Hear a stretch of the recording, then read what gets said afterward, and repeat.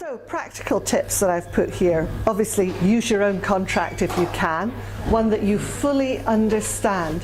And if you've got a standard contract that you don't really understand yourself, go back to your lawyer or whoever produced it for you, sometimes an accountant, and ask them to, explain this bit. I don't really understand it.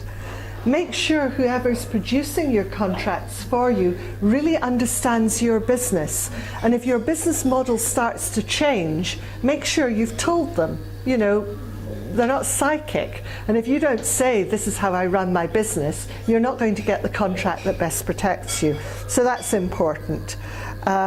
If you're using the other party's contract, obviously, make sure you know what it means. And go back to them and say, I don't understand this. Get advice. And I'm also saying, really, it's so important to keep detailed records, lab books, if you're in the scientific world, so that you know who created the new idea and when and in what circumstances. Because if you don't have that record, it's really difficult to go back later and try and reconstruct it or to argue against claims made by other people.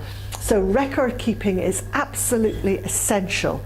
And I would suggest you keep different books for different projects. Make sure they're dated and done contemporaneously. Keep notes of meetings, especially of ideas. If you can, find a way of getting others to confirm that that happened.